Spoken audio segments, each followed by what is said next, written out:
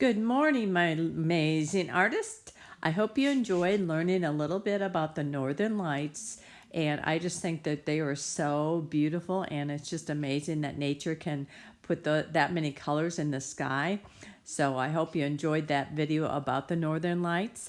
Today in art, we're going to be working on our own Northern Lights for our polar bear background. And the background is what goes in the back behind the polar bear. So today we're going to be working on the background and making our Northern Lights.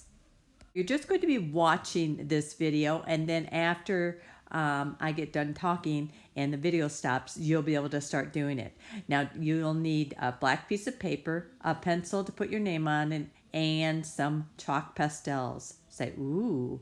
Today in art, we're going to be working with chalk pastels to make our Northern Light background. So the first thing you're going to do is write your name on the back of your paper. You're going to have to write dark with a pencil so you can see it. Then you're going to take your chalk on the edge and you're going to make a snow line just like this.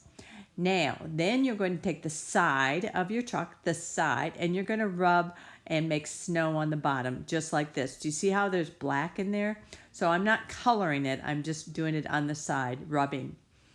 Then you're going to take 5 different colors. Now you might have to share, so I would just take one color at a time.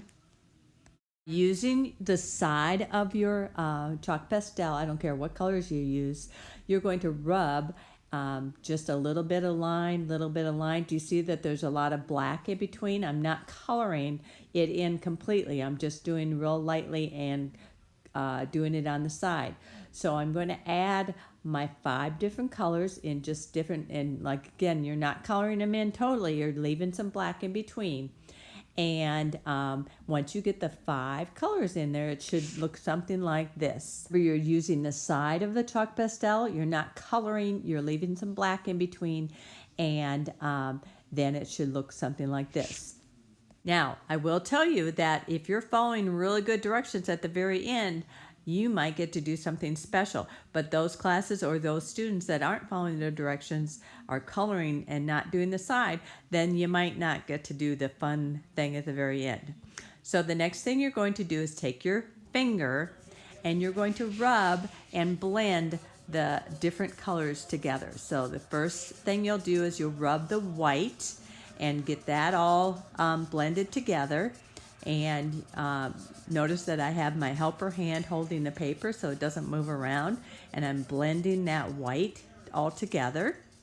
And once I get it pretty good blended, then I'm going to go up. I'm going to use my helper hand again, and I'm going to blend the next color right above there.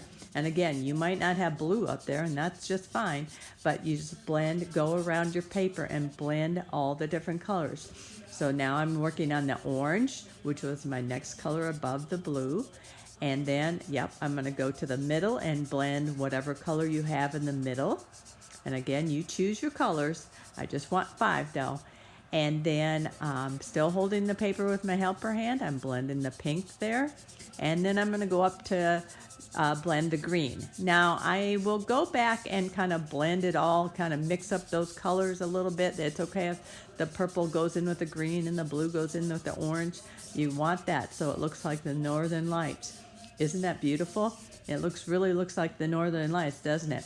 So I'm going to go back and I'm going to blend a little bit more because I really want it to look cold and beautiful. So once you get done, it should look something like this.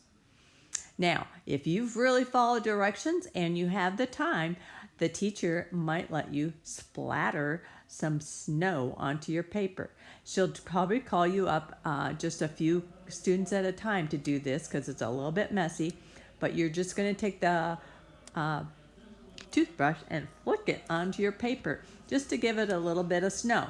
Now, if you've had a hard time following directions, you probably aren't going to get to do this, and you might run out of time, so you might not get to do it anyway, but it's just a really fun thing to put on the background, and they'll be dry for next time when you add your polar bears. So I hope you enjoyed this project, and I can't wait to see how they turn out. Bye.